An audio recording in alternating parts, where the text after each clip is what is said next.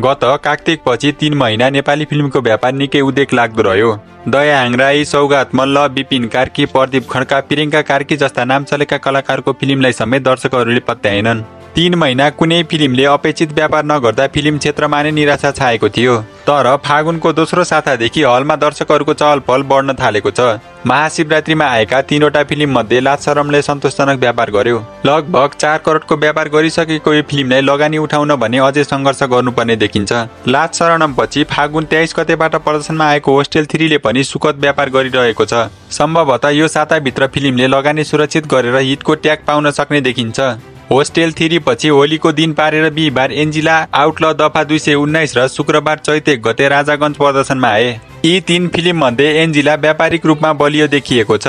प्रदर्शनको 2 दिन अर्थात् बिहीबार र शुक्रबार मध्यम रहेको फिल्मको व्यापार शनिबारे बिदामा अप्रत्याशित रह्यो। फिल्मले पाएका अधिकांश सो शनिबार उच्च अकुपेन्सी देखिएको थियो। निर्माताले आइतबार सार्वजनिक गरेको कलेक्सन रिपोर्ट अनुसार यो चलचित्रले बिहीबार, शुक्रबार र शनिबार गरी 2 करोड 7 लाख व्यापार गरेको हो। चलचित्रका निर्माता प्रेम कुमार श्रेष्ठले वितरकबाट प्राप्त रिपोर्टका आधारमा कलेक्सन रिपोर्ट सार्वजनिक गरिएको बताए। चलचित्र एन्जिलाले आइतबार पनि राम्रो व्यापार गर्न सफल भएको वितरक करण श्रेष्ठले बताए। व्यापारमा मात्र होइन, 3 फिल्म मध्ये वर्ड अफ माउथ पनि एन्जिलाकै बलियो छ।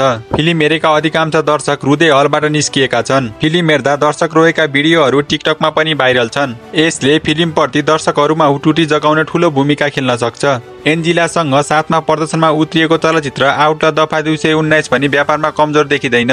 प्रदर्शनको 2 दिन बिहीबार र शुक्रबार औसत रहेको फिल्मको व्यापार शनिबार सन्तोषजनक रह्यो। फिल्मले देशभर प्राप्त सोमा 65 देखि 70% अकुपेन्सी हासिल गरेको थियो र फिल्मलाई प्रतिक्रिया पनि सकारात्मक मिलेको छ। फिल्म हेर्ने प्रायले एक्सन र मेकिङ निकै मन पराएका छन्। यस्तै विश्वका थुप्रै फेस्टिभल चाहेको राजागञ्जको व्यापारिक अवस्था भने दयनीय छ। शुक्रबार र शनिबार फिल्मको सोमा 30% पनि अकुपेन्सी देखिएन।